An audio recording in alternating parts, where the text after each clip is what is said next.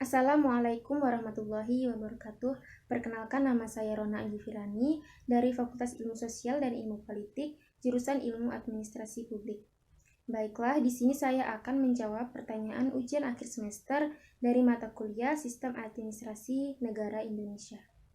Baiklah, langsung saja ke pertanyaan pertama, yaitu apa urgensinya Anda mempelajari Sistem Administrasi Negara Indonesia?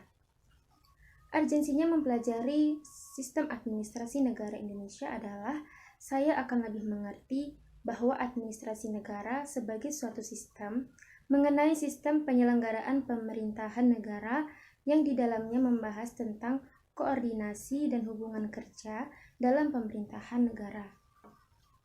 Dalam hal ini, administrasi negara tidak saja bersangkutan dengan aktivitas lembaga eksekutif saja dalam sistem penyelenggaraan pemerintahan negara, namun mencakup aktivitas seluruh lembaga negara dalam mencapai tujuan negara yang sebagai sistem tersebut disebut sistem penyelenggaraan negara.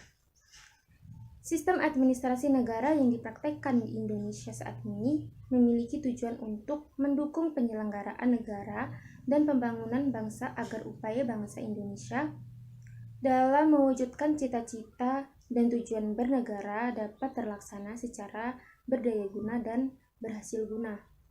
Yang ditekankan di sini bahwa yang harus dijadikan pedoman adalah sistem administrasi negara merupakan suatu sistem dari sistem nasional berbangsa dan bernegara yang berdasar kepada Pancasila dan Undang-Undang Dasar 1945.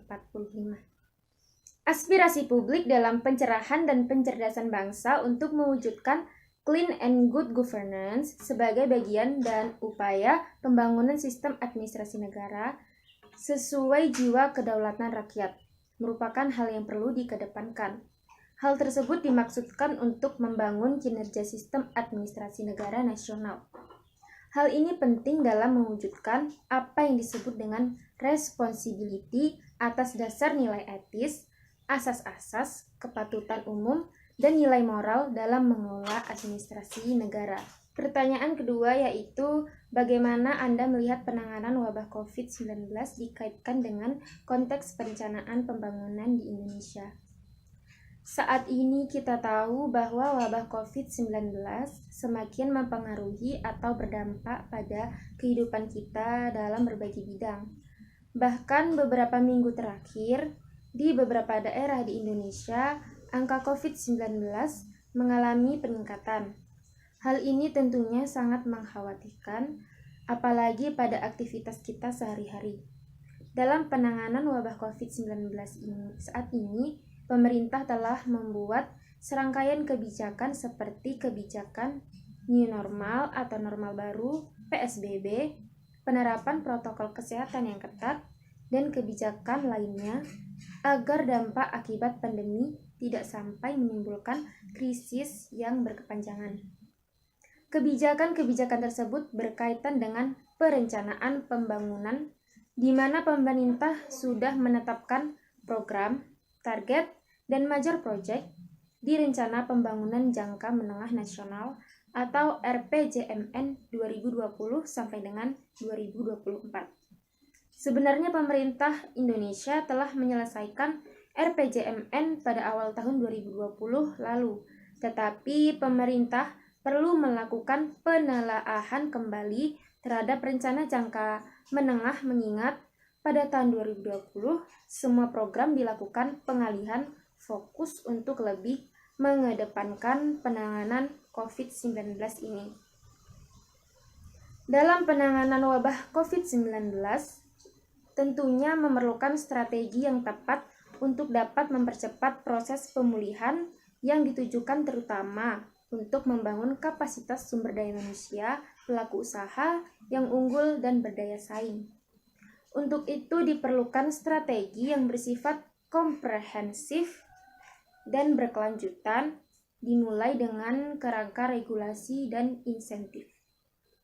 Membangun kapasitas kewirausahaan, mengoptimalkan potensi sumber kekayaan alam, perluasan jaringan dan kerjasama, serta membangun inovasi dan kreativitas. Kelima strategi tersebut sangat diperlukan untuk menjadi perhatian dalam merencanakan pemulihan terutama di bidang ekonomi terdampak pandemi COVID-19 yang lebih berhasil guna dan berkelanjutan, yang difokuskan pada ekonomi digital dan kreatif baik secara nasional maupun terutama di daerah. Saat ini pun RKP atau Rencana Kerja Pemerintah dalam Strategi Pembangunan tahun 2021, di mana pandemi COVID-19 mengambil tema mempercepat pemulihan ekonomi dan reformasi sosial dengan fokus pembangunannya, yaitu yang pertama, percepatan pemulihan industri pariwisata dan investasi, kedua, reformasi sistem kesehatan nasional, ketiga, reformasi sistem perlindungan nasional, dan yang terakhir yaitu reformasi sistem ketahanan bencana. Sekian yang dapat saya sampaikan, lebih dan kurangnya mohon maaf. Wassalamualaikum warahmatullahi wabarakatuh.